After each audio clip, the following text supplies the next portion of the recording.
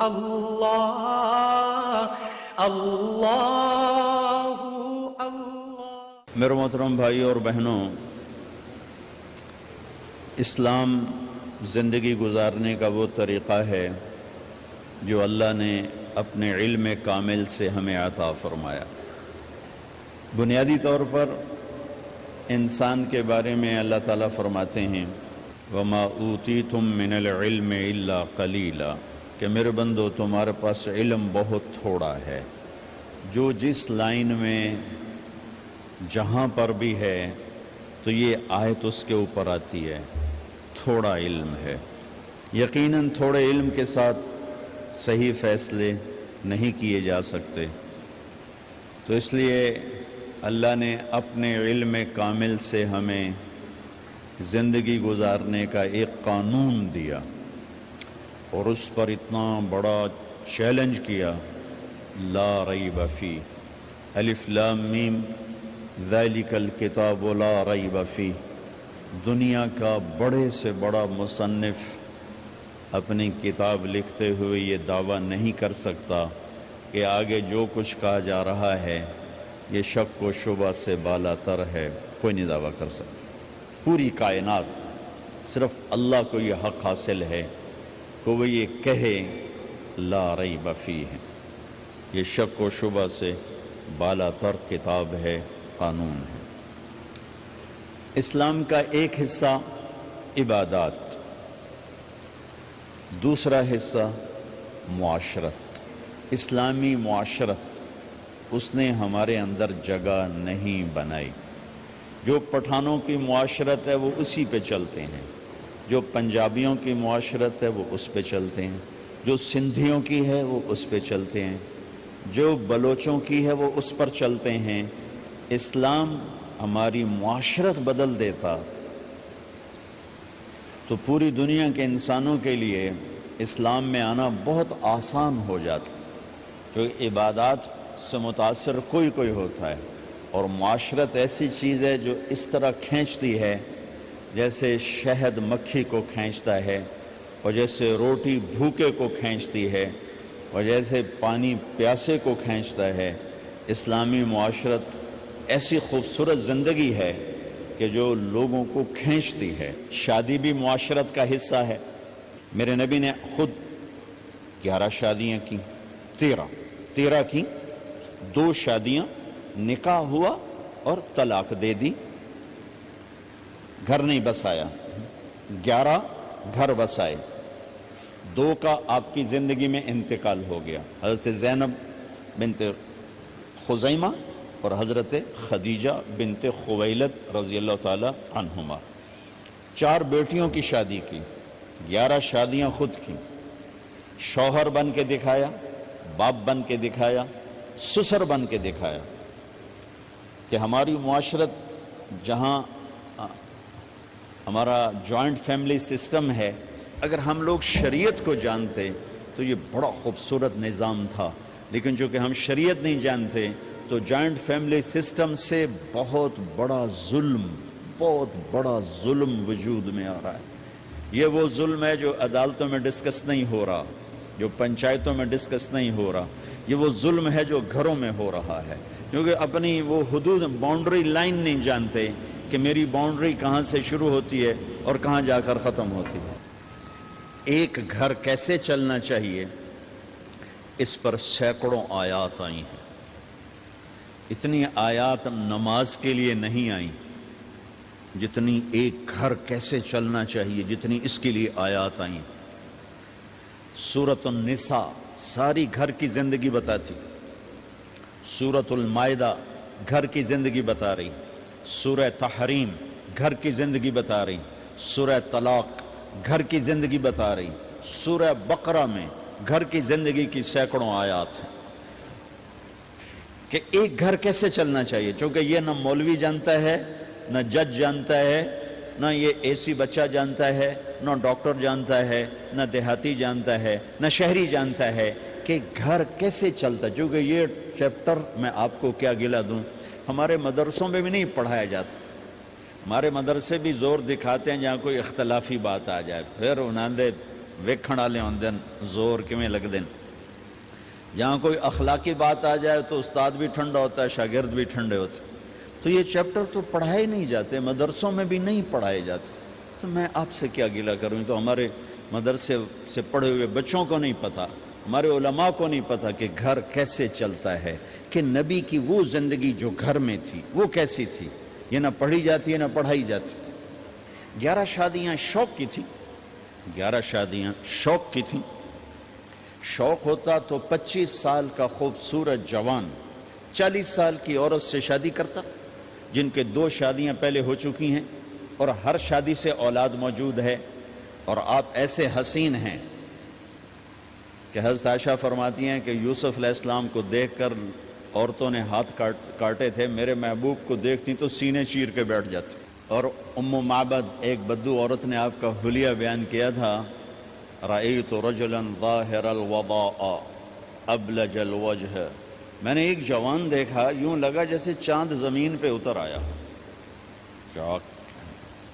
کیا کہنے، لم تعبہ فجلا لم تزری بہ سعلا، نہ پیٹ آگے نکلا ہوا نہ سر کے بال اڑے ہوئے، حسین دیکھتے ہی نظروں میں جچ جانے والا، وسیم جتنا دیکھوں اتنا دیکھنے کا شوق بڑھتا چلا جائے، قسیم جدھر سے دیکھوں حسن ہی حسن نظر آئے. ان تکلم علاہ البہا، بولے تو نور چھا جائے، ان سکت علاہ الوقار، چپ ہوں تو وقار چھا جائے. ادعج موٹی آنکھ، اکحل سرمگی، اشکل لمبی، احور سیاہ،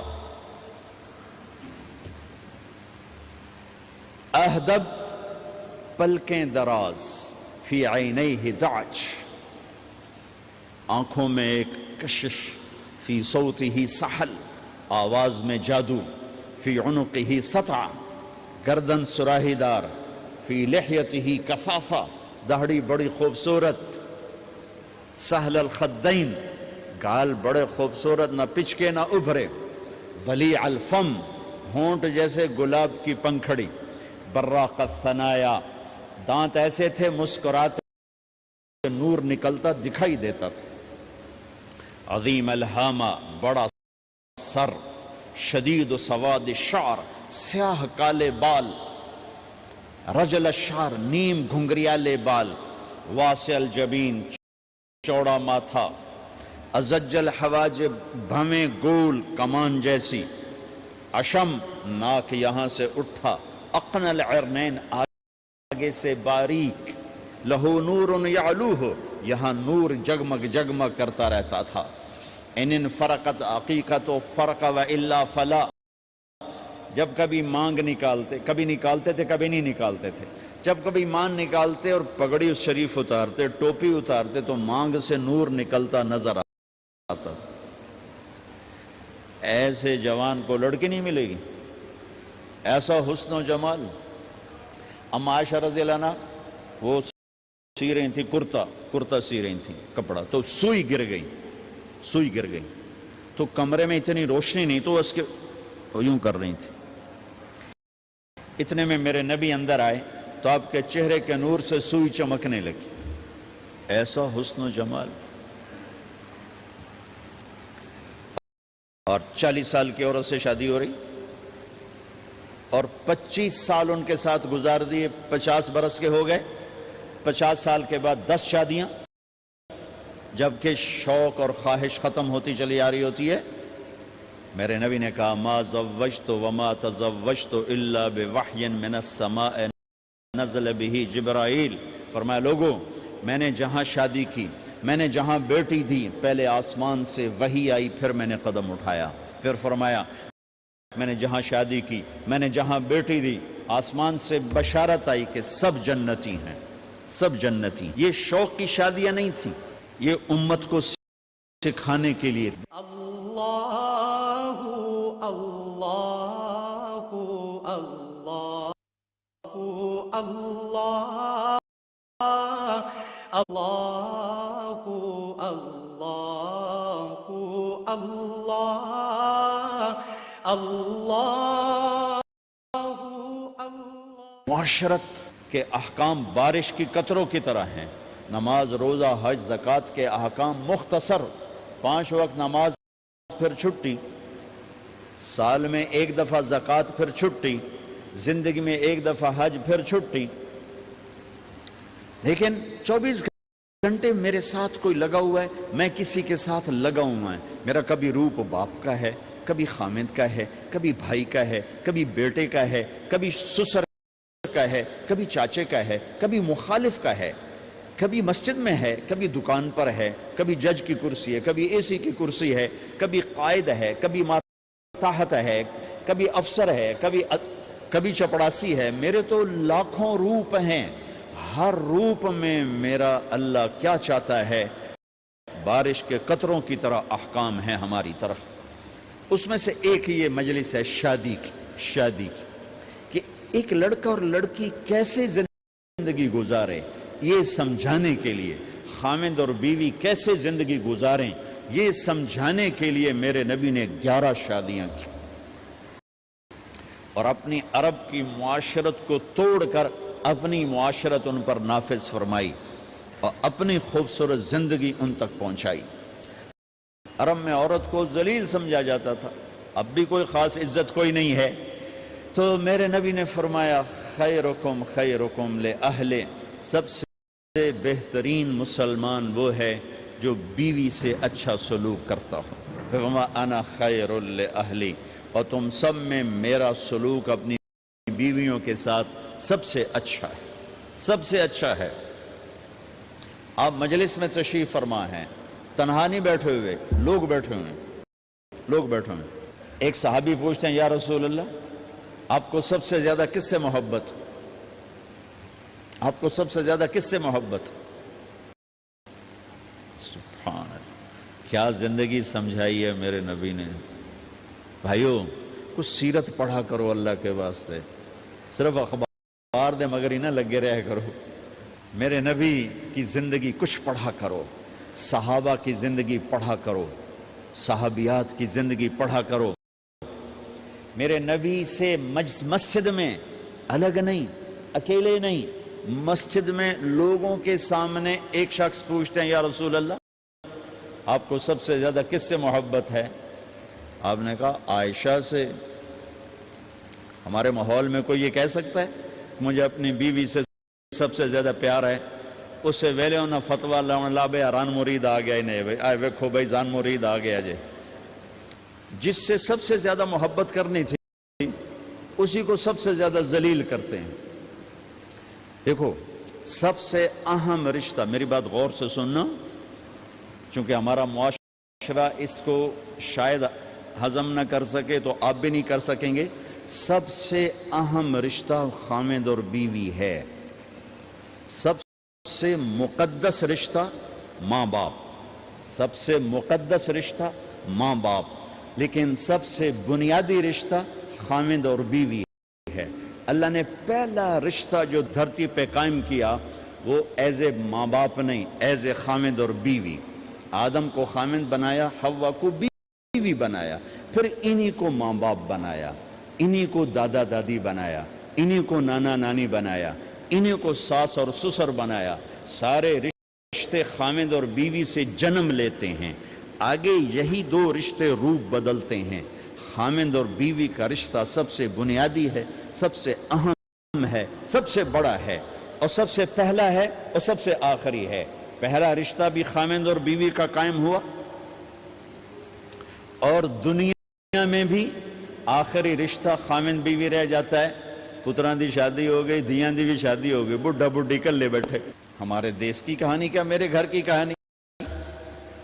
میں تبلیغ میں، میرا چھوٹا بھائی لاہور میں، بہنیں اپنے گھر، ماں پیو کلے بیٹھے ہوئے، ہمارے پاس آنے کے لیے تیار نہیں، اپنی جگہ چھوڑنے کے لیے تیار نہیں. پھر باپ فوت ہو گئے تو ہم نے منتیں کر لیں اپنی ماں کی کہ میں فیصل آباد میں رہتا ہوں، میرا بھائی لاہور میں ہوتا ہے، کہ ساڑھے کو لا جاؤ نا پتر، میں توڑے پیو دی جا نہیں چھڑنی. نہیں آئے ہمارے پاس، تنہا زندگی گزار دی. ہم تو آئے مہمانوں کی طرح آئے اور چلے گئے، تنہا زندگی گزار دی. تو پہلا رشتہ خاوند اور بیوی آدم اور حوا، پھر دنیا میں بھی اگر زندگی ہے، پہلے مر جاؤں تو الگ بات ہے، اگر زندگی ہے تو پھر آخری رشتہ خاوند اور بیوی، اور جنت میں جا کے ہمیشہ کا رشتہ خاوند اور بیوی۔ ہر آدمی اپنی بیوی کے ساتھ اور ہر عورت اپنے خاوند کے ساتھ جنت میں جوڑا جوڑا ہوں گے، بچے اپنی جنت میں، ماں باپ اپنی جنت میں، ساس سسر اپنی جنت میں، بھائی بہن اپنی جنت میں۔ جنت میں بھی خاوند اور بیوی کا اللہ نے ساتھ بنایا ہے۔ یہ رشتہ سب سے اہم رشتہ ہے۔ اس رشتے کو باقی رکھنے کے لیے اللہ تعالیٰ نے سینکڑوں آیات اتاری اور اس میں دخل اندازی کے لیے کوئی راستہ نہیں چھوڑا، اولاد کو بھی نہیں چھوڑا کہ خاوند اور بیوی کے رشتے کو۔ بعض بیویاں ایسی نادان ہوتی ہیں کہ اولاد کی محبت میں خاوند کو ڈیگریڈ کرتی ہیں، بعض خاوند ایسے نادان ہوتے ہیں اپنے ماں باپ کے احترام میں بیوی کو ذلیل کرتے ہیں، اپنے بہن بھائیوں کی سن سن کر اپنی بیوی کو مارتے پیٹتے ذلیل کرتے ہیں۔ یہ ہر گھر کی کہانی ہے۔ ان دونوں سے میرے اللہ نے روکا ہے۔ خاوند اپنی بیوی کو سب سے زیادہ عزت دے، بیوی اپنے خاوند کو سب سے زیادہ عزت دے۔ حقوق میں سب سے بڑا حق اب خاوند اور بیوی کا ایک دوسرے کے ساتھ جوڑا گیا ہے کہ ان سے نسل چلنی ہے، ان سے نسل چلنی ہے۔ آپ حیران ہوں گے، بیوی کے ذمہ خاوند کی روٹی پکانا شریعت نے نہیں لگایا، تو خاوند کے ماں پیو کی روٹی کیسے ذمہ ہوگی؟ خاوند کے بہن بھائیوں کی روٹی کیسے ذمہ ہوگی؟ کتنی بہنوں نے گھر اجاڑ دیے بھائیوں کے، کتنے ساس سسر نے اپنے بیٹے کے گھر اجاڑ دیے۔ یہ چاروں طرف پھیلی ہوئی کہانیاں بتا رہا ہوں، کوئی خواب نہیں سنا رہا ہوں، کوئی باہر کی زندگی نہیں بتا رہا ہوں کہ جوائنٹ فیملی سسٹم بہت اچھا ہے اگر شریعت کا پتہ ہو، اور بہت برا ہے اگر شریعت کا پتہ نہ ہو۔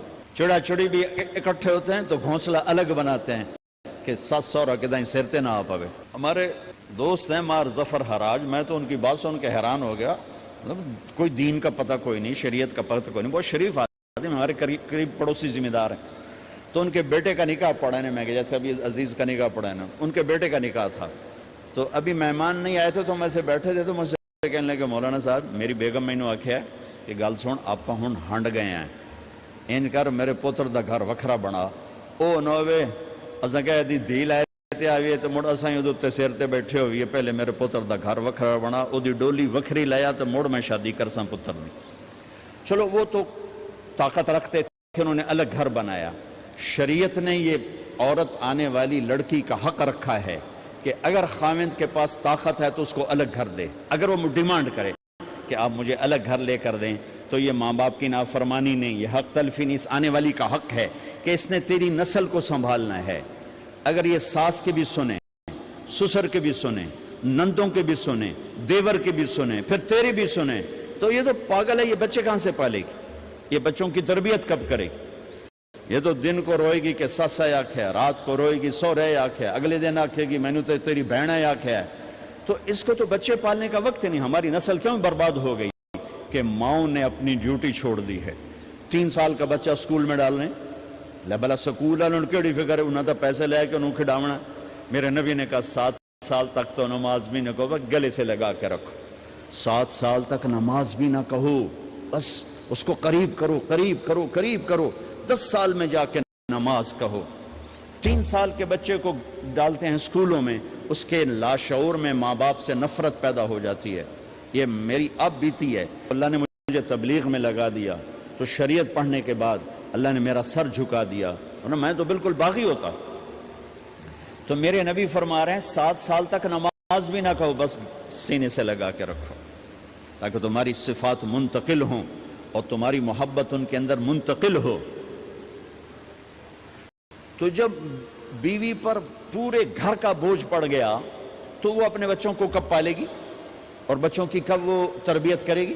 وہ تو صبح سے شام تک چولہے پر تھک چکی ہے، اور اوپر سے جو تانے ہیں وہ الگ ہیں، جلی کٹی، کبھی ساس کہہ رہی، کبھی سسر کہہ رہا، کبھی بہنیں، کبھی دیور، تو وہ تو بالکل بیچاری پاگل ہو جاتی۔ کہیں اس کا الٹ بھی ہوتا ہے، آنے والی ایسی آتی ہے کہ پورے گھر کو تباہ کر کے ماں باپ کو بھی دھکا دلا کے اپنے خامند کو لے کے نکل جاتی، ایسا بھی ہے لیکن یہ بہت کم ہے۔ ابتدائی رشتہ خامد اور بیوی ہے. خامد اور بیوی یہ ابتدائی رشتہ ہے. اللہ نے آدم کو بنایا اور حوا کو ساتھ بیوی بنایا, اولاد بعد میں دی. اور ایک اور بات, آدم کو بنا دیا مٹی کا پتلا کٹھا کر کے, مٹی کٹھی کر کے پتلا بنا دیا. 40 سال کے بعد روح ڈالی, چل بھائی جا جنت, اور اکیلے بھیج دیا, بیوی نہیں دی. حالانکہ اللہ چاہتا تو ساتھ ہی حضرت حوا کی مٹی کا ڈھیر بھی لگا دیتا, اس کا پتلا بھی تھپ دیتا, فرشتوں سے تھپوا دیتا, اور پھر 40 سال کے بعد دونوں کو کٹھا جنت میں ڈالتا. بہت سارے پیغام, اس میں بہت سارے پیغام. تاخیر ساتھ نہیں بنایا, دیر سے بھیجا. انتظار قدر کو بڑھانے کے لیے کہ عورت کی قدر کرنا, کمزور ذات ہے, کمزور مخلوق ہے, قدر کرنا. دوسرا, پہلے دن پتلا نہیں بنایا کہ ننگا پڑا ہو. عورت کا پتلا ننگا ہو, مٹی کا ہو, پتھر کا ہو, تو اس میں کیا کشش؟ تو ان مرد کے لیے کشش کوئی نہیں, تو فرشتوں کو کیا کشش تھی؟ پہلے دن سے عورت کو پردے میں بنایا, بے پرد نہیں کیا, بے پرد نہیں کیا, اس کا پتلا نہیں بنایا, اسے ننگا نہیں چھوڑا. اس کو پہلے دن سے کورڈ. اور کیسے بنایا؟ فرشتوں کو کی آنکھوں پہ پردہ اور آدم کو سلا دیا. آدم علیہ السلام سوئے ہوئے ہیں, فرشتوں کی آنکھوں کے سامنے پردہ ڈال دیا گیا. جب آدم اٹھے ہیں, اور ایک اور بات, جنت میں رہ کر بھی آدم علیہ السلام کا دل نہیں لگتا تھا, اداس اداس رہتے تھے. اماں آئی تو بابے دا دل لگا, تو اداس رہتے تھے جنت میں. جب آنکھ کھلی تو اپنے لیفٹ سائیڈ پہ ایک خاتون سر سے لے کر پاؤں تک لباس میں. آپ نے سنا ہے نا, یوسف علیہ السلام دنیا میں سب سے خوبصورت ہستی پیدا کیے گئے. یہ مردوں میں, عورتوں میں سب سے خوبصورت حضرت حوا کو پیدا کیا گیا. کون ہے؟ کہتے ہیں اللہ کی آدم تیری بیگم. کون ہے تیری بیگم؟ نکاح پڑھایا. پھر کہا آدم مہر ادا کرو. تو انہوں نے پوچھا کیا مہر دوں؟ تو وہاں تو سونا چاندی ڈھیر لگے پڑے تھے. اللہ تعالیٰ کہتے دا من سونا چاہ کے دے دے. میرے اللہ نے کہا تیری نسل میں میرا آخری حبیب آنے والا ہے, اس پہ ایک دفعہ درود پڑھ دے, یہ مہر ہے. سیدھے ہاتھ میں برکت ہے. پیدا کیا الٹی طرف سے. الٹی طرف سے کیوں پیدا کیا ہے؟ کہ الٹی طرف دل ہے, اور دل کے نیچے جو پسلی ہے وہاں سے پیدا کیا. اس میں پیغام کیا دیا کہ عورت جس روپ میں ہو, پہلا روپ اس کا بیوی بنا, پھر وہ ماں بنی, پھر اس آگے بیٹی کا روپ ہے, پھر بہن کا روپ ہے, پھر خالہ ہے, پھوپھی ہے, دادی ہے, نانی ہے, ساس ہے. جس روپ میں بھی عورت ہے اس کو دل کے قریب جگہ دو. یہ دل کے نیچے سے پیدا کرنے میں یہ پیغام دیا گیا ہے. اسے ذلیل نہ کرو, اسے خوار نہ کرو, اسے بے عزت نہ کرو, اس پر شدت نہ کرو. اللہ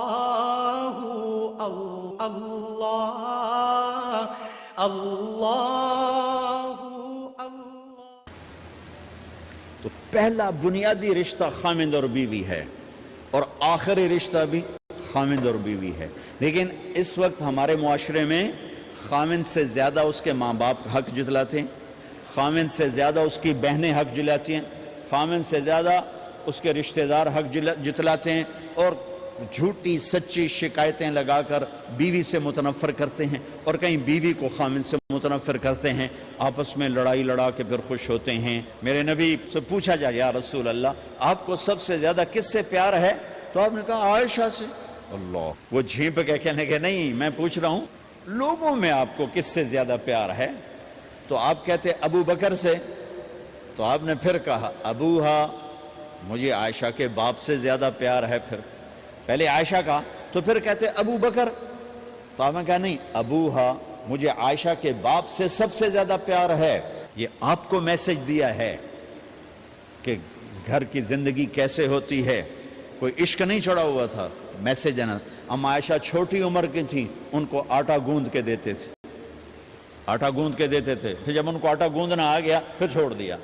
پھر ان کو سامنے بٹھا کر لقمے بنا کے کھلاتے تھے.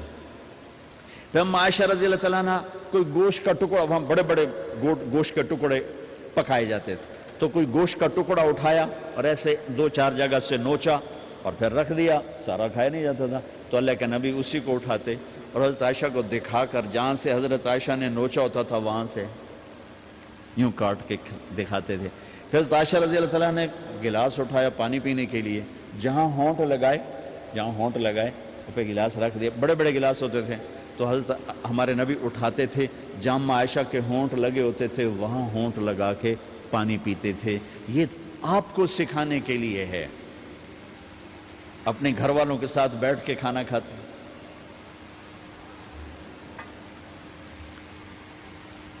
یہ میرے نبی کی معاشرت ہے، یہ میرے نبی کی زندگی. گھر میں جھاڑو دیتے، اپنے کپڑے خود دھوتے، کوئی چیزیں بکھری پڑی ہوتی تو بیوی کو نہیں ڈانٹتے، خود اٹھ کے سیٹ کر کے رکھ دیتے. گھر والوں کے ساتھ مل کر برتن دھوتے، صفائی کرتے، گھر والوں کے ساتھ مل کر. یہ میرے نبی کی ایک خوبصورت زندگی ہے. بھائیو بہنوں، ہم بھلا چکے ہیں. بیوی کے لیے خامد کو سب سے بڑا حقدار. بعض لڑکیاں ایسی نادانی کرتی ہیں کہ شادی کے بعد بھی اپنے ماں باپ کی آنکھ کو دیکھ کے چلتی ہیں. شادی کے بعد سب سے بڑا حق خامد کا ہے. شادی کے بعد سب سے بڑا حق خامد کا ہے. ماں باپ پیچھے چلے جاتے ہیں، بہن بھائی پیچھے چلے جاتے ہیں. لیکن یہ نادانیاں بھی دیکھنے کو ملتی ہیں کہ شادی کے بعد بھی ماں باپ اپنی بچی کو اپنے قابو میں رکھنے کی ترتیبیں سوچتے ہیں تو وہ بھی اپنی بچی کا گھر برباد کر دیتے ہیں. میرے نبی سے پوچھا گیا، یا رسول اللہ، عورت پر سب سے زیادہ کس کا حق ہے؟ تو آپ نے فرمایا اس کے خامد. ایک خاتون ہے، یا رسول اللہ میری شادی ہو رہی ہے تو میرے اوپر میرے خامد کا کیا حق ہے؟ تو آپ نے ارشاد فرمایا، تیرے خامد کے جسم پر زخم ہو، زخموں میں پیپ پڑ جائے اور تو اپنی زبان سے چاٹ کے زخم صاف کرے تو تو نے اپنے خامد کا حق ادا نہیں کیا. خامد کو سمجھایا کہ سب سے بہترین مسلمان وہ ہے جو بیوی سے اچھا سلوک کرتا ہے، اور میرا سب سے اچھا سلوک ہے اپنی بیویوں کے ساتھ. یعنی قاب قوسین او ادنا آپ کا مقام ہے. اللہ پاک کا دیدار اپنی آنکھوں سے کیا ہوا ہے، اور آپ ہمیں معاشرت سکھا رہے ہیں کہ ایک جہاد کے سفر سے واپس آ رہے ہیں. اما عائشہ ساتھ ہیں تو آپ نے صحابہ سے کہا بھئی آگے چلے جاؤ. وہ سارے آگے چلے گئے. جب سارے نظروں سے غائب ہو گئے تو آپ نے کہا، عائشہ دوڑ لگاؤ گی میرے ساتھ؟ عائشہ نے نہیں کہا، میرے نبی نے کہا دوڑ لگاؤ گی. آج کل کا کوئی علامہ بھی یہ نہیں کرے گا. عائشہ دوڑ لگاؤ گی میرے ساتھ؟ کہا جی لگاؤں گی. تو دوڑ لگائی تو عائشہ فرماتی میں آگے نکل گئی، اللہ کے نبی پیچھے رہ گئے. چاہے آپ جان بوجھ کے آستہ ہوئے ہوں ان کی دل جوئی کے لیے. کچھ سال گزر گئے، پھر جہاد کے سفر سے واپسی ہو رہی ہے تو آپ نے صحابہ سے کہا بھائی آگے چلے جاؤ. وہ سارے آگے چلے گئے، غائب ہو گئے. عائشہ دوڑ لگائیں؟ کہا جی لگائیں. تو فرمایا کہ ان دنوں میں ذرا موٹی ہو گئی تھی، جب دوڑ گئی تو اللہ کے نبی آگے نکل گئے. تو پھر آپ نے کہا عائشہ ہذہ بتلک، عائشہ اب تیرا میرا حساب برابر ہو گیا. اس دفعہ تو آگے نکل گئی، آج میں آگے نکل گیا. یہ میرے نبی کی معاشرت ہے کہ بھری محفل میں کہہ رہے ہیں مجھے عائشہ سے سب سے زیادہ پیار ہے. اور عرب میں عیب تھا، جیسے ہمارے ہاں بھی عیب ہے کہ کوئی بھری محفل میں کہ مجھے بیوی سے سب سے زیادہ پیار. کہ تیری ماں کتنے گئی؟ بھائی ماں کا اور خانہ ہے، بیوی کا اور خانہ ہے. ماں کی اور جگہ ہے، بیوی کی اور جگہ ہے. تو میں آپ سب سے کہتا ہوں، ماں باپ کی وجہ سے بیویوں پہ زیادتی نہ کرو، بیوی کی وجہ سے ماں باپ پہ زیادتی نہ کرو. بڑے ہو تو بڑے بنو. ہمارے نبی تو آپ سسر بھی ہیں نا، آپ نے 4 بیٹیوں کی شادیاں کی. 2 تو ایک ہی کو دے دی، عثمان کو، رقیہ اور ام کلثوم رضی اللہ تعالیٰ عنہما حضرت عثمان کے نکاح میں. ابو العاص رضی اللہ تعالیٰ عنہ کو زینب، اور سب سے پیاری محبوب بیٹی حضرت علی رضی اللہ تعالیٰ عنہ. باقی 3 نکاح بڑے سادہ کیے. حضرت فاطمہ کا نکاح بڑے دھوم دھام سے کیا. ان کا رشتہ لے کر صدیق آئے، یا رسول اللہ میں خواہش مند ہوں، آپ چپ رہیں. پھر حضرت عمر بعد میں گئے. یا رسول اللہ میں خواہش مند ہوں، آپ چپ رہے۔ تو عبد الرحمن بن عوف رضی اللہ تعالیٰ نے حضرت علی سے کہا علی تو جا، تجھے دے دیں گے۔ وہ کہنے لگے میں تو بہت غریب ہوں، مجھے کہاں دیں گے؟ حضرت علی کا ذاتی گھر بھی نہیں تھا، کسی سے ایک کوٹھا مانگ کے اس میں رہ رہے تھے مدینہ میں۔ کہا نہیں تو جا جا۔ تو یہ مسجد میں پہنچے، اللہ کے نبی کو دیکھا تو ایسا روب طاری ہوا کہ بولے ہی کچھ نہیں۔ اللہ کے نبی کو تو پتہ ہے کہ کیا ہے اور کس لیے ہے۔ تو آپ نے کہا علی کیسے آئے؟ چپ۔ کہا لگتا ہے فاطمہ کے رشتے کے لیے آئے ہو؟ کہا جی ہاں۔ تو آپ نے کہا انشاءاللہ، اتنا کہا انشاءاللہ، اور چپ ہو گئے۔ تو حضرت علی چپ کر کے اٹھ کے باہر آ گئے، صحابہ باہر کھڑے ہوئے تھے۔ تو کہنے لگے یار دیکھا نا، میں تمہیں پہلے ہی کہتا تھا مجھے نہ بھیجو، انکار ہو گیا، بولے ہی کچھ نہیں۔ تو حضرت عبد الرحمن بن عوف کہنے لگے جنہوں نے بھیجا تھا وہ کچھ تو کہا ہوگا، کہ بس انشاءاللہ کہا۔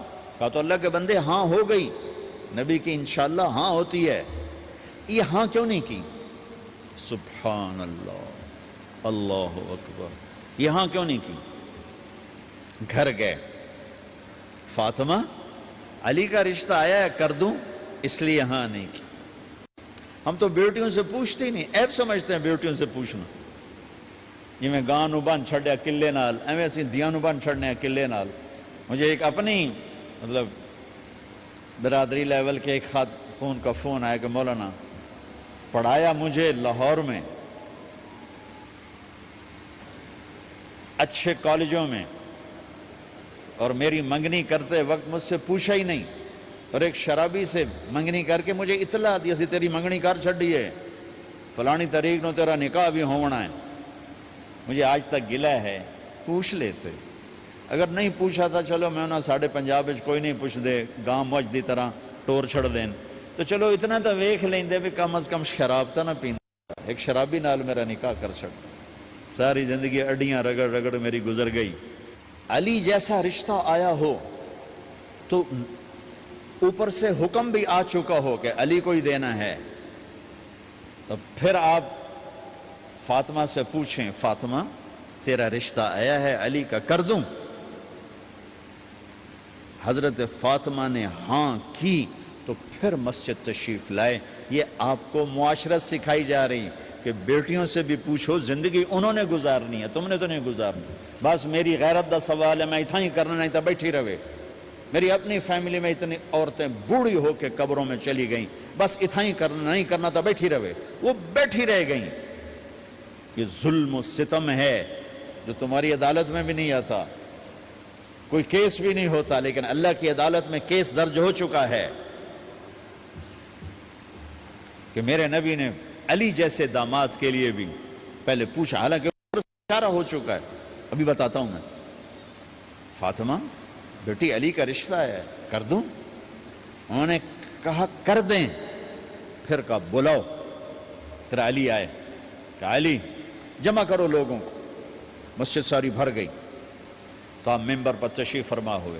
حضرت علی کو ایسے سامنے بٹھایا، کہا لوگوں مجھے جبریل اللہ کی طرف سے پیغام دینے آئے ہیں کہ میں اپنی بیٹی فاطمہ کا نکاح علی کے ساتھ کر دوں۔ آسمان سے وحی بھی آئی ہو اور پھر بھی پوچھا جائے، یہ میرے نبی کی معاشرت ہے۔ ہم تو پوچھنا عیب سمجھتے اور اسے ذلت سمجھتے ہیں۔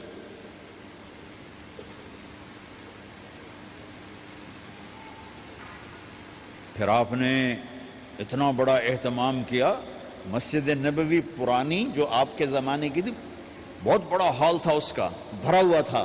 آپ نے سب کو شہد کا شربت پلایا، خود نکاح پڑھایا، نکاح کا خطبہ پڑھ کیا، پھر کہا علی میں نے فاطمہ بنت محمد کو 400 درم مہر کے عوض تمہارے نکاح میں دیا، تو نے قبول کیا؟ انہوں نے کہا جی میں نے قبول کیا، اور سجدے میں چلے گئے اور زور سے دعا مانگی، رب اوزعنی ان اشکر نعمتک التی انعمت علی وعلی والدی وان اعمل صالحا ترضاہ واصلح لی فی ذریتی انی تبت الیک واننی من المسلمین۔ میرے نبی نے کہا آمین، زور سے کہا آمین۔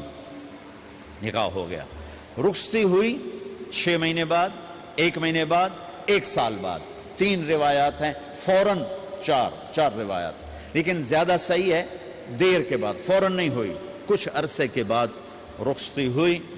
حضرت عقیل آپ کے بھائی وہ کہنے لگے علی اب رخصتی ہو جانی چاہیے، تو یہ دونوں مل کر آئے سلمان فارسی کے پاس کہ سلمان بھائی ہماری رخصتی کروا دو۔ سلمان فارسی کا بڑا احترام تھا، انہوں نے جا کر بات کی ام سلمہ رضی اللہ تعالیٰ عنہ سے۔ ام سلمہ نے بات کی اللہ کے نبی سے، کہا ہاں آ جائے لے جائے، آ جائے لے جائے۔ تو علی رضی اللہ تعالیٰ عنہ اپنی اونٹنی لے کر آئے، تو حضرت علی کا گھر وہ کرائے پر گھر تھا ایک کونے پر، تو وہاں اسماء بنت امیس اور ام ایمن گئیں اور اس کے فرش کو لیول کیا، فرش میں سرخ مٹی ڈال کے اس کو لیول کیا اور دیواروں کی پوچا پاچی کی اور وہاں کھوٹیاں لگائیں کپڑے ٹانگنے کے لیے۔ آپ نے حضرت عائشہ، حضرت ام حبیبہ، حضرت ام سلمہ سے فرمایا تمہیں پتہ ہے نا مجھے فاطمہ سے کتنا پیار ہے، اسے دلہن بناؤ۔ دلہن بنانا بھی سنت ہے، دلہن بناؤ، اسے دلہن بناؤ، تو آپ کو دلہن بنایا گیا۔ پھر علی رضی اللہ تعالیٰ عنہ تشریف لائے سلمان فارسی اور عقیل کے ساتھ، اونٹنی کو دروازے پر بٹھایا، تو آپ نے علی کا ہاتھ پکڑا، اندر تشریف لے گئے اور فاطمہ کا ہاتھ پکڑ کے علی کے ہاتھ میں دیا اور کہا بیٹی مجھے اپنے خاندان میں جو سب سے زیادہ محبوب تھا میں نے تیرا ہاتھ اس کے ہاتھ میں دیا ہے۔ پھر کہا علی تجھے نبی کی بیٹی مبارک، نبی کی بیٹی مبارک۔ پھر آپ نے اسے پیالے میں پانی منگوایا اور اس میں آخری 2 سورتیں پڑھ کے دم بھی کیا، تھوک بھی ڈالا، پھر اس میں سے انگلیاں ڈال کے ان کے سینے پر چھڑکا کہ دونوں پی لو، دونوں کو پلایا۔ پھر باہر تک چھوڑنے آئے، حضرت علی نے آپ کو اونٹنی پہ بٹھایا، آپ نے 2 عورتوں کو ساتھ بھیجا، ام ایمن اور اسماء بنت امیس۔ یہ چھوٹی سی بارات جا کر علی کے گھر اتری اور آپ نے حضرت علی سے فرمایا کہ میں عشاء پڑھ کے آؤں گا، میرا انتظار کرنا ہے۔ تو عشاء کی نماز کے بعد آپ تشریف لے گئے، آپ نے دوبارہ پیالے میں پانی منگوایا اور اس پر آخری 2 سورتیں پڑھ کے دم کیا، پھر ان کے سینے پر چھڑکا، یہاں بازوؤں پر چھڑکا اور کمر پر چھڑکا اور دعا دی اللہم اسد جدہما وجمع شملہما وبارک علیہما واخرج منہما ذریۃ صالحہ۔ یہ دعا دی آپ نے اس وقت کہ میرے مالک ان کے جمع ہونے میں برکت عطا فرما اور ان کو سعادتیں عطا فرما اور ان کو نیک اولاد عطا فرما۔ یوں میرے نبی نے اپنی بیٹی کو رخصت فرمایا۔ اگلے دن آپ نے حضرت علی کو بلا کے فرمایا علی ولیمہ بھی کرنا ہے۔ کہنے لگے یا رسول اللہ میرے پاس تو کچھ نہیں۔ تو آپ نے کہا، تو سعد بن ابی وقاص کہنے لگے یا رسول اللہ میرے پاس ایک چھترا کھڑا ہے، چھترا لاؤ۔ ذبح کیا گیا، آپ نے اس میں چھوارے ڈلوائے، قورمہ بنوایا، قورمہ، اور اپنی طرف سے حضرت علی کو پیسے دیے کہ جاؤ چھوارے، گھی، شہد خرید کے لاؤ۔ تو علی رضی اللہ تعالیٰ نے 5 درم کے چھوارے خریدے اور 3 درم کا شہد خریدا اور 1 درم کا گھی خریدا، 9 درم تھے ٹوٹل۔ تو آپ نے کافی سارا آ گیا تو چھواروں کی گٹھلیاں نکلوا کے ان کو پسوایا، پھر شہد اور گھی میں ملایا اور ایک سویٹ ڈش تیار کی اور اس کو حضرت علی کے ولیمے میں آپ نے اپنی طرف سے پیش کیا۔ تو اس دن تازہ روٹی جو کی پکائی گئی اور دیگ پر میرے نبی خود بیٹھے کھانا کھلانے، تقسیم کرنے، خود بیٹھے۔ اب ایک چھترا ہے، 13-14 کلو گوشت ہے، 15 کلو، تو 50 آدمی کھا لیں گے۔ آپ نے کہا سارے مدینے کو دعوت ہے، سارے مدینے والے جتنے بھی آئے، اور میرے نبی خود دیگ سے نکال کے کھلاتے رہے۔ سارا مدینہ ولیمہ فاطمہ کا کھا گیا اور دیگ بھری پڑی تھی۔ اللہ اللہ اللہ۔ تو ولیمے میں تکلف جائز ہے، سادگی بھی جائز ہے، سادگی بھی سنت ہے، تکلف بھی سنت ہے۔ ہاں جو ہماری خرافات ہیں، فضولیات ہیں، یہ تباہ کن ہیں، ان سے بچنا بڑا ضروری ہے۔ اور بھائیو، کسی کی شادی ہو، اس بچے کی ہو رہی ہے، یہ افسر ہے، ایک ریڑھی والے کی ہو، کسی بھی گھر کی آبادی کا ایک ہی سبب ہے، وہ میٹھا بول ہے، وہ اچھا سلوک ہے۔ جس کی بیٹی کو لے جا رہے ہو اسے عزت دینا، اور یہ جو جا رہی ہے یہ ان کو اپنا ماں باپ سمجھے، اپنے خامند کے ماں باپ کو اپنے ماں باپ سمجھے، جاتے ہی لکیریں لگانا نہ شروع کر دے، مینوں وکھرا کرتے نوائدے کرتے نوائدے کر۔ وہ اپنے گھر کا ایک فرد بن کے زندگی گزاریں، جو لے کے جا رہے ہیں ان کے ذمے ہے کہ اس کو بیٹی بنا کے لے جائیں۔ سسرال جو ہوتے ہیں وہ ہمیشہ عیب دیکھتے ہیں، خوبیاں انہیں نظر ہی نہیں آتی، تو کھٹ بٹ تو ہوتی رہتی ہے، کوئی ایسی بڑی بات نہیں، کھٹ بٹ کو صلح میں بدلو، مزید لڑائی جھگڑا نہ بڑھاؤ۔ میرے نبی حضرت فاطمہ کے گھر آئے، دیکھا تو آپ اداس بیٹھی، آپ نے کہا فاطمہ بیٹی کیا ہوا؟ کہ میرا اور علی کا جھگڑا ہو گیا۔ اچھا، خود گئے بیٹی کے باپ ہو کر، دیکھا تو حضرت علی مسجد میں سوئے ہوئے تھے، آپ نے ان کو اٹھایا، کہا یا ابا تراب قم، آپ کو یہ ٹائٹل یہاں ملا، اے ابو تراب۔ فرمایا کرتے تھے کل کائنات ملتی تو اتنی خوشی نہ ہوتی جتنا اس ٹائٹل کی خوشی ہے۔ ابو تراب کہنے کا کیا مطلب تھا؟ کہ اظہار محبت کے لیے ایسے ٹائٹل دیے جاتے تھے، تو ابو تراب کہہ کر یہ میسج دیا کہ میاں بیوی کی لڑائی ہوتی رہتی ہے، میں تجھ سے ویسے ہی محبت کرتا ہوں جیسے پہلے کرتا تھا، یہ میسج دیا اس نے۔ اب حضرت علی کو لائے اٹھا کر اور گھر میں تشریف لائے، نہ علی کی سنی نہ فاطمہ کی سنی۔ ہاں بھئی علی کی مسئلہ ہے، ہاں بھئی فاطمہ کیا مسئلہ ہے؟ یہ مسئلے سن کے بھی زیادہ لڑائی ہو جاتی، صلح کراون والے بھی آپ ہو دو چار لتر مار کے آ جاندے۔ تو میرے نبی نے کیا کیا؟ سبحان اللہ، زمین پر لیٹ گئے، ادھر علی کو لٹایا، ادھر فاطمہ کو لٹایا، علی کا ہاتھ اپنی ناف پہ رکھا، فاطمہ کا ہاتھ ان کے ہاتھ پہ رکھا، اور بیٹی کے ہاتھ پر اپنا ہاتھ رکھا۔ پھر فرمایا کہو ہماری صلح ہو گئی، علی کہو، فاطمہ کہو، دونوں نے کہا ہماری صلح ہو گئی۔ آپ اٹھے، خوش خوش باہر آئے، چہرہ ایسے گلاب کے پھول کی طرح۔ صحابہ نے عرض کی یا رسول اللہ آج آپ بڑے خوش نظر آ رہے ہیں۔ فرمایا علی و فاطمہ کی صلح کرا کے آ رہا ہو۔ تو کھٹ بٹ ہو جانا تو کوئی بڑی بات نہیں ہے، مطلب یہ وہ گھر ہے، میں اس گھر کی کیا تعریف کر سکتا ہوں۔ تو میں آگے کا ایک قول سنا دیتا ہوں ابن عباس کا، کہ جنت میں نور کی چمک اٹھے گی، سارے جنتی کہیں گے یہ نور کیسا نور ہے بھائی جو ساری جنت کے نور پر چھا گیا؟ تو فرشتے بتائیں گے کہ او جنت الفردوس میں علی و فاطمہ بیٹھے ہیں، کسی بات پہ ہنسے ہیں، ان کے دانتوں سے جو نور نکلا ہے اس نے جنت کو روشن کر دیا۔ لیکن کھٹ پٹ یہاں بھی ہو گئی، ان سے بڑا گھر میرے نبی کا ہے، وہاں بھی کھٹ پٹ۔ ایک دفعہ آپ نے حضرت عائشہ سے کہا مجھے پتہ لگ جاتا ہے جب تو مجھ پہ ناراض ہوتی ہے، مجھے پتہ چل جاتا ہے۔ انہوں نے عرض کی یا رسول اللہ آپ کو کیسے پتہ چلتا ہے؟ کہ جب تو مجھ پہ ناراض ہوتی ہے نا تو قسم اٹھاتے ہوئے کہتی ہے ابراہیم کے رب کی قسم، اور جب مجھ پہ راضی ہوتی ہے تو پھر تو قسم اٹھاتے ہوئے کہتی ہے محمد کے رب کی قسم۔ ایسے مجھے پتہ چل جاتا ہے جب تو کہتے ہیں نا ابراہیم کے رب کی قسم، تو مجھے پتہ چل جاتا ہے کوئی کھٹ بٹ ہو گئی ہے۔ تو نبی کے گھر میں بھی ہو جاتی ہے، یہ مسئلہ تو ختم ہوگا۔ جنت میں ہمارے ذمہ ہے کہ ان چیزوں کو کم کریں، یہ ایک میرے نبی کی معاشرت ہے میرے بھائیوں، اسے سیکھو، اسے سمجھو، اسے پڑھو۔ تو بھائیوں میرا نبی ایک زندگی دے کر گیا ہے، یہ چونکہ شادی کا موقع ہے اس کو میں نے تفصیل سے بیان کیا ہے، اس کی تفصیل بیان ہی نہیں کی جاتی، یہ اتنی ضروری ہے جتنی نماز ضروری ہے۔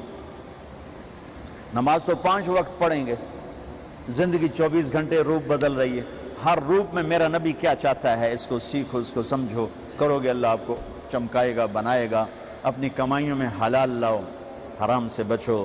جج بھی بیٹھے ہیں، وکیل بھی بیٹھے ہیں، کسی ظالم کے وکیل نہ بنو۔ وَلَا تَقُلْ لِلْخَائِنِينَ خَصِيمًا۔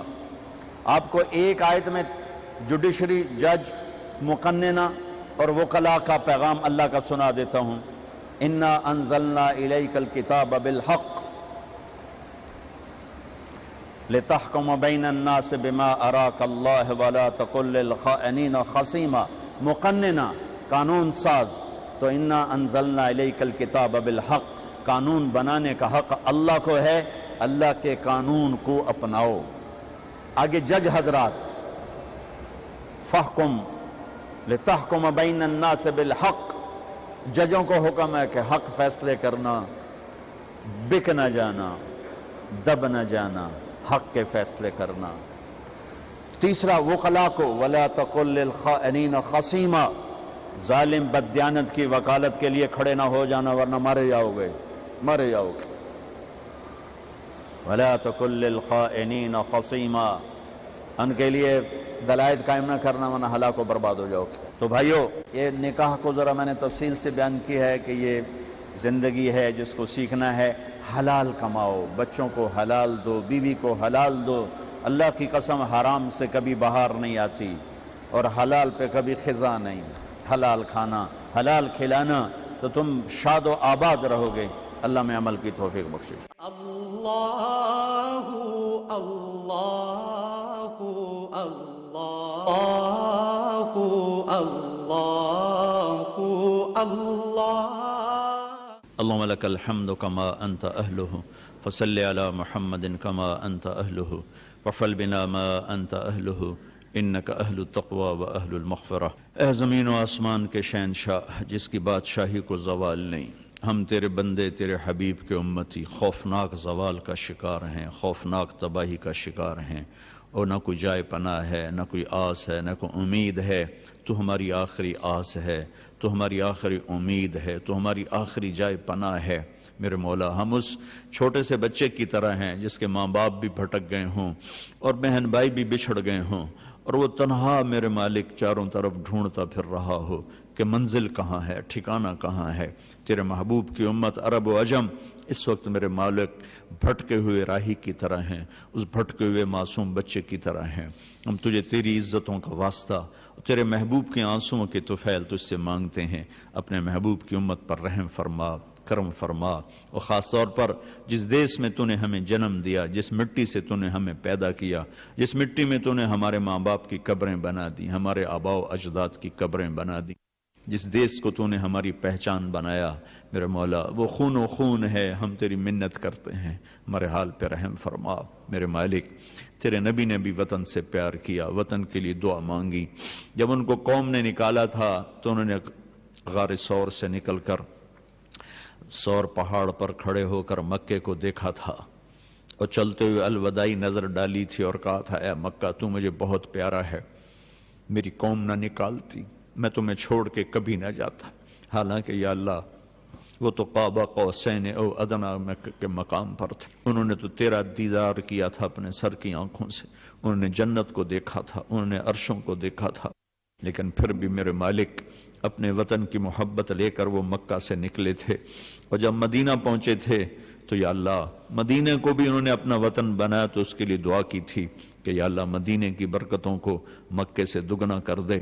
اے میرے مالک، اے میرے مولا، یہ وہ دیس جو ہماری پہچان ہے، جہاں ہم پیدا ہوئے ہیں، ہمارے بزرگوں کی قبریں ہیں، یہ خون و خون ہے میرے مولا، اور ہمیں غیروں سے گلہ نہیں ہے۔ اپنوں کے ہاتھوں میں دوری دھار کے خنجر ہیں اور اسے تباہ کرنے پر آئے ہوئے ہیں۔ اے رب کریم، ہم تو عاجز ہیں، تو عاجز نہیں ہے میرے مولا، ہم بے بس ہیں، تو بے بس نہیں ہے میرے مولا۔ تجھے تیرے محبوب کی محبت کا واسطہ یا اللہ ہمارے دیس پہ کرم فرما دے، کرم فرما دے۔ چاروں صوبے تباہ ہو گئے میرے مولا، ہمیں اپنوں سے گلہ ہے، ہمیں غیروں سے گلہ نہیں، کسی کی سازش نہیں، ہماری اپنی نادانیاں ہیں۔ اتنی پاکیزہ سرزمین، اتنا اعلیٰ ملک میرے مولا آج بھوک، افلاس، ننگ، فقر کا شکار ہے۔ اے کریم آقا، تو بے بس نہیں ہے، تیرے تو خزانے بھرے ہوئے، تیری قدرت کی حد نہیں، تیری شہنشاہی کی حد نہیں میرے مالک۔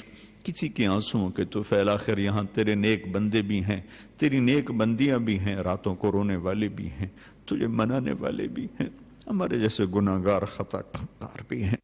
اے میرے مولا، کسی کے رونے، کسی کی ہائے کو، کسی کے رونے کو، کسی کے آنسو کو پسند فرما کر پورے دیس پر آئی ہوئی اس کالی رات کو ختم فرما دے۔ اے میرے مالک، اے میرے مالک، تیری آس ضرور ہے، نہ تجھ سے آس ٹوٹ سکتی ہے، نہ توڑیں گے، تو ہماری آخری آس ہے، ہماری آخری جائے پناہ ہے۔ ہمارے دیس پر کرم فرما دے، رحم فرما دے، کرم فرما دے، رحم فرما دے۔ اے مالک الملک، تیری طاقت کو زوال نہیں، ہم زوال دیکھ رہے ہیں، تیری قوت کو زوال نہیں، ہم زوال دیکھ رہے ہیں۔ تیری طاقت بے انتہا ہے، ہم اپنے آپ کو پراگندہ دیکھ رہے ہیں، منتشر دیکھ رہے ہیں۔ یا اللہ، ماؤں کی فریادیں ہیں، باپ کی فریادیں ہیں، معصوم بچیوں کی فریادیں ہیں، ظالم کا غرانہ ہے۔ اے میرے مالک، تو ہر زمانے کے فرعونوں کو پکڑتا آیا، اب ہمارے فرعونوں کو بھی پکڑ لے یا اللہ۔ ان کو تو نے بہت مہلت دے دی، توبہ کرنے کا وقت بھی دیا، نہ انہوں نے توبہ کی، نہ انہوں نے تیری مہلت سے فائدہ اٹھایا، بلکہ اپنے تکبر میں اور بڑھ گئے، اپنے ظلم میں اور بڑھ گئے۔ اے کریم مالک، اب تو دکھا دینا کہ شہنشاہی تیری ہے، تو دکھا دینا کہ بادشاہی تیری ہے، تو دکھا دینا کہ فیصلے تیرے چلتے ہیں، تو دکھا دینا میرے مولا کہ حکومت تیری ہے، طاقت تیرے ہاتھ میں۔ ان القوت للہ کا ہمیں منظر دکھا دے، ان العزت للہ کا ہمیں منظر دکھا دے، للہ الامر من قبل و من بعد کا ہمیں منظر دکھا دے۔ اور جو تیری دھرتی کو ظلم و ستم سے بھر رہے ہیں اور ہمارا مذاق اڑاتے ہیں کہ بلاؤ اپنے خدا کو، اے میرے رب ہم تجھے بلاتے پھر رہے ہیں، آجا، تو آجا میرے مالک، تو آجا۔ ہمارے سب بے بس ہو چکے ہیں، تو طاقتور ہے، با اختیار ہے، با اقتدار ہے۔ اے کریم شہنشاہ، ہم بے بس ہیں، تو بے بس نہیں ہے۔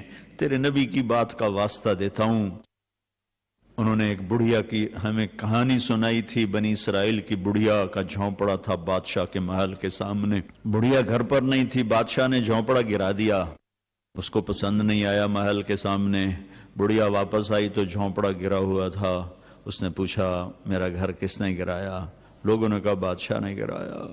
تو اس نے ہاتھ اٹھا کر تجھے کہا تھا میرے رب میں موجود نہیں تھی، تو موجود تھا، تو تیری غیرت کو جوش آیا، تو نے بادشاہ کو محل سمیت زمین میں دھنسا دیا تھا۔ اسی بڑھیا کی فریاد کا واسطہ میرے مالک، ہم بے بس ہیں، تو بے بس نہیں ہے، ہم لاچار ہیں، تو لاچار نہیں ہے۔ یا اللہ تو ان ظالموں کو بھی ہدایت دے دے، اگر نہیں ہے مقدر میں تو اب ان کی گردنوں پہ ہاتھ ڈال دے یا اللہ۔ ان مظلوموں کی آہوں کے طفیل، ان عزتوں کے طفیل جو تار تار ہو گئی، اس عزت کی چادر کی طفیل جو ٹکڑے ٹکڑے ہو گئی۔